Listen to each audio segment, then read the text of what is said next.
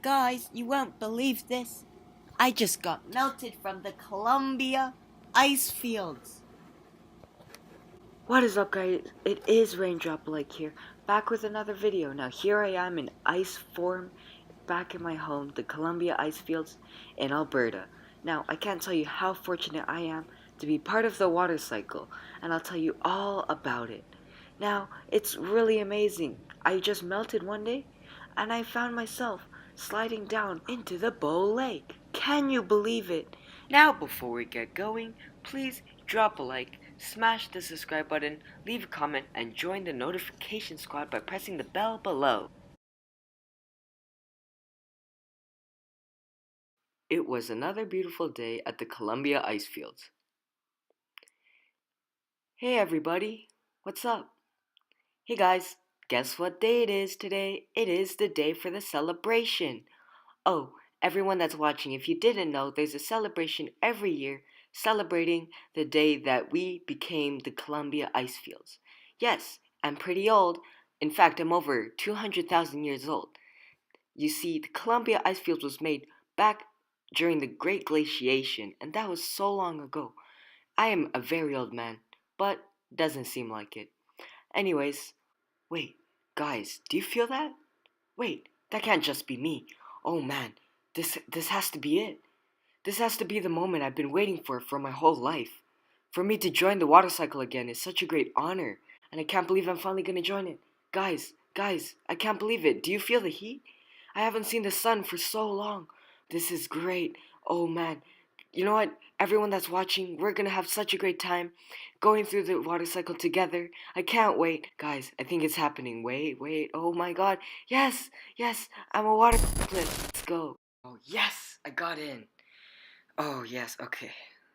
Um, hello. My name is the real Rain Dropalike. Currently, I'm floating through the clouds over Alberta.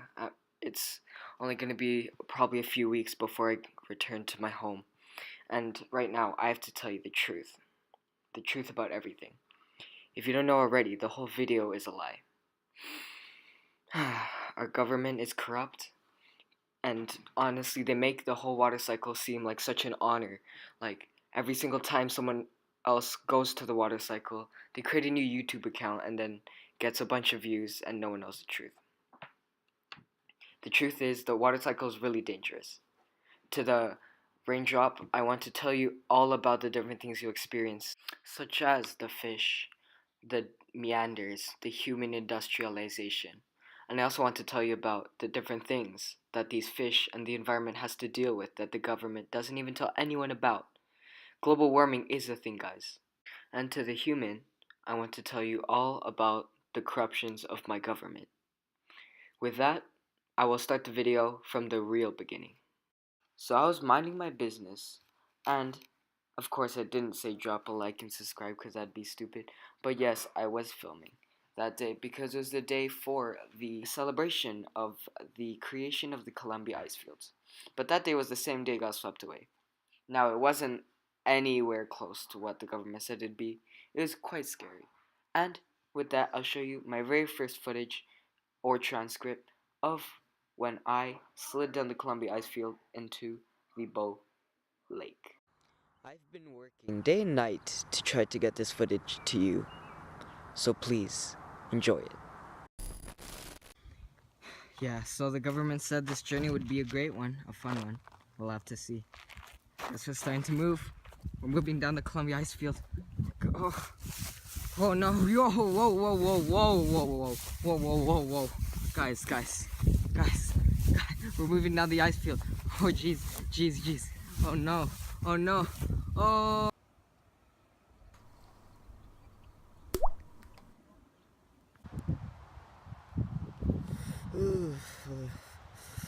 It's cold again and frozen, but as you could see, I landed in the Bow Lake. So what you need to know about the Bow Lake, my fellow raindrops, is that there are a lot of different animals there, including what is called the fish.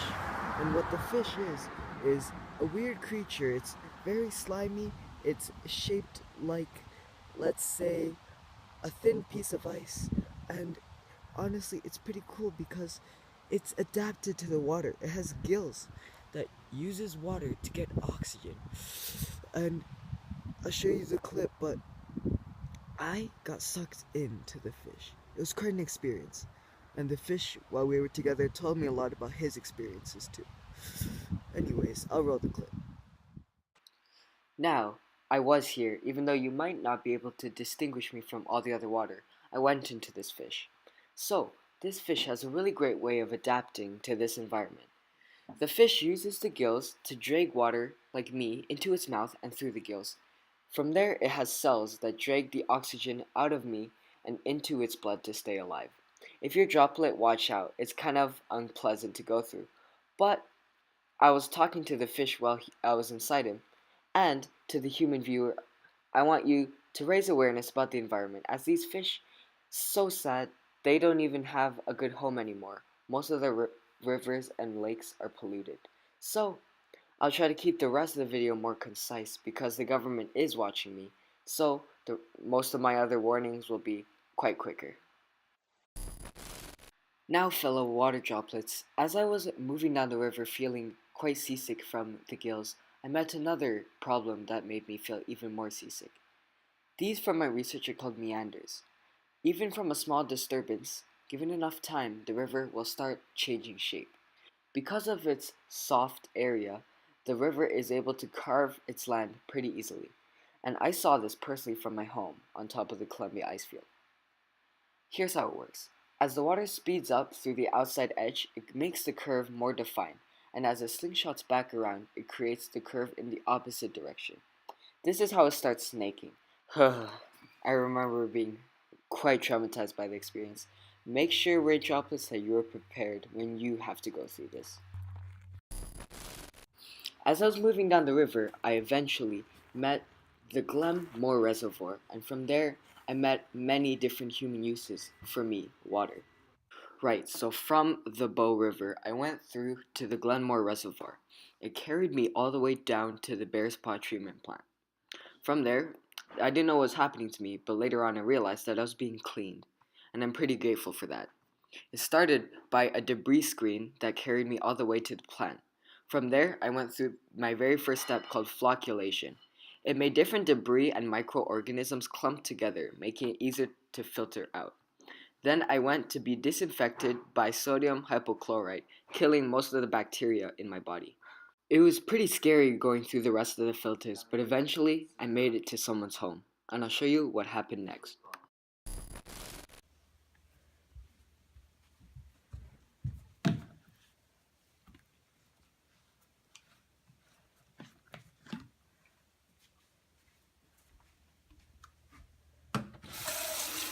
Ah, no. Could I really be in a water bottle? I've only ever read this in storybooks in my childhood. No, not again. First a fish and now a human. No! 6 hours later. Oh no, oh, I'm coming out. Oh, whoa, I'm in the toilet. Oh no, am I gonna get flushed? Yes, I am. Oh no! Back into the sewers I go. Yes, I am a bit yellow now, and yes, I did go back into the wastewater treatment plant. From there, I have to tell you the story of how I ended up into an industrial factory for clothing. There are 3 water treatment plants in Calgary, and I went to the one in Fish Creek. They handle over 430 megaliters each day. First, I went through a screen to remove larger objects. Of course, I'm a small droplet, so this didn't really apply to me. Next, I went into these tanks, which made many heavy materials sink to the bottom.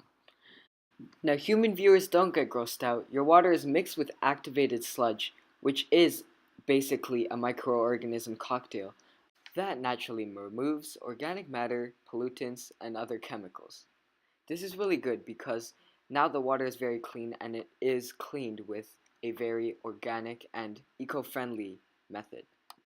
Fellow raindrops, after another tiring amount of filters, we get to an ultraviolet light filter which kills most of the bacteria in me. It's kind of like a tiny tickle, so you shouldn't be too worried.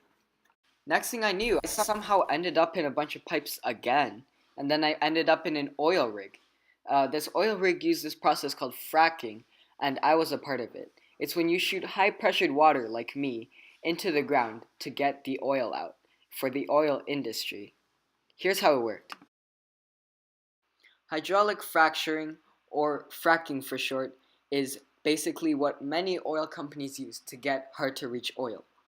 Over 60% of all oil rigs use fracking, and it is really bad for the environment. Here's how it works.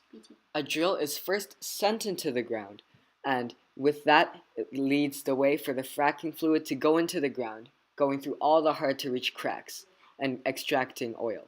This takes almost 8 million liters of water, and that's almost 65,000 people's worth of water per day. Not only is the fracking fluid very toxic, so toxic that it can't even be cured by water treatment plants, fracking also releases a greenhouse gas 25 times more potent than carbon dioxide, called methane. All in all, if you are a water droplet, please try to avoid being used in fracking. Not only did it almost give me a concussion being blasted so fast, it is really bad for the environment and my friend Fish's home. But it isn't just the fish. As I was moving down the Bow River, I met this very beaver, and it seems like he got on global news, good for him. But I met him, and we had a nice conversation.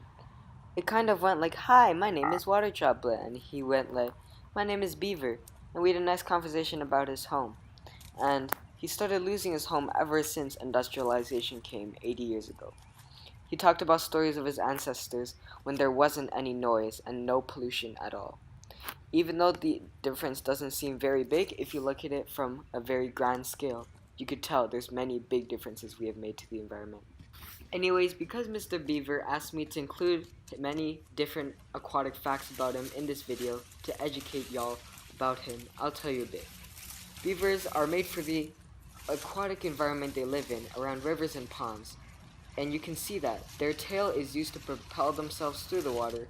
They have webbed fingers, and their tail are also used to slap the water to startle predators. Along with that, they make different dams, and their teeth have adapted to making these dams by cutting down trees and to make their aquatic homes along rivers and on rivers.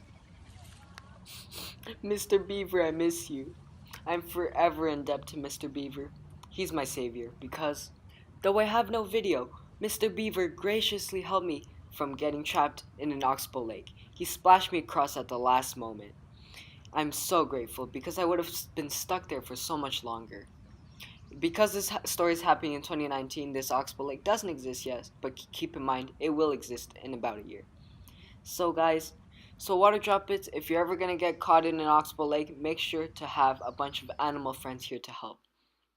Oh yeah, I also met my best friend, Salt, during this journey. We escaped the oxbow lake together, and he got stuck in my belly. And we finished the journey together, all the way to the Pacific Ocean where I dropped him off. Say hello. Hello. My name is Salt. So guys, me, Salty, will continue this story. Now many of you might be wondering, why are oceans salty but not rivers? Well, that is because my best friend Water carries all the salt into the ocean. Because the river has no time for any salt to settle, none of the salt can really make the waters salty. But because the ocean has had millions of years to collect all the salt from the rivers, that is why the oceans are extremely salty, but the rivers are quite the opposite. Thank you, Salt, for graciously explaining that fun fact, but I'll move on our journey. This is the first time I got sucked into the atmosphere. I got evaporated, turned into a gas, and started as a tiny water droplet in the cloud. Eventually, I fell down all the way close to the Niagara Falls. The Niagara Falls, as you will see in my next film, was quite exciting. Being the lucky droplet I am, I somehow landed directly on Lake Erie, feeding directly into the Niagara Falls. Before I went to the Niagara Falls, though, I met a spit. It's a landform created by deposition. When waves meet the shore at a close to parallel angle, it creates longshore drift that takes material along with it and eventually it creates a long spit, this one in Lake Erie. But anyways, back to Niagara Falls.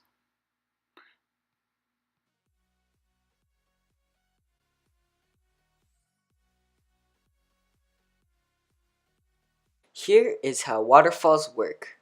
When a hard rock meets a softer rock, the softer rock is able to erode more faster than the hard rock, making the soft rock create a step in the river.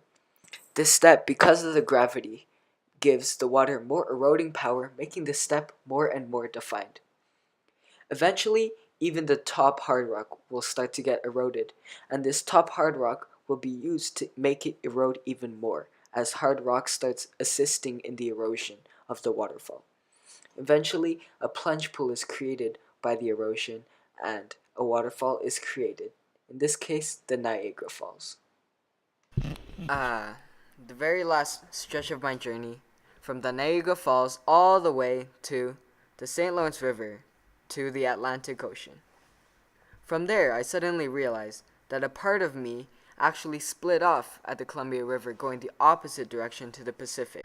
So this very last journey, we'll talk about my other half's experience of the El Nino as he arrived at the Pacific Ocean. To understand how this works, let's first look at normal conditions. Normally, trade winds blowing from west to east move warm water closer to Asia, while cold water stays closer to South America. This warm water carries with it its own set of weather. Because of the warm water, the air rises with more vigor, creating tropical rain. So every decade or so, these strong trade winds start to weaken, and my second half saw that many of the warm water started to go back towards South America. This causes droughts for many parts in Asia, while flooding, mudslides, and heavy rain affect many parts of South America. El Nino can be quite devastating, but it can also teach us quite a lot about the world that we undoubtedly have to all live in. Another side effect of El Nino is a big rise in global temperature. Paired with global warming, these combined can make record-breaking hot years. Because more of the hot water is released to the surface because of the El Nino, lots of the hot water can actually affect global temperatures by quite a few degrees. And this is another cool yet scary effect of El Nino. Are we recording? Yes, okay. So this concludes our information all about exposing the government, about what you need to know about the water cycle. If you don't see me soon, then just know that the government has captured me. Please, please, just anyone watching, please spread the word. Guys, they're coming for me. Please, please help me. Someone help. They're coming. Someone help me.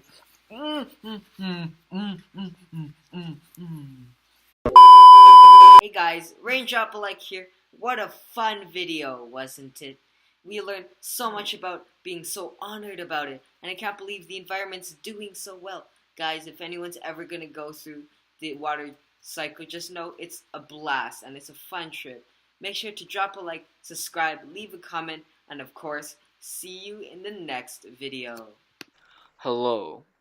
Just know that this rebel has been dealt with accordingly, and take anything as said as that of a madman, as he has no idea. Just know that our country is safe again, only thanks to the government. Without us, there would be no you.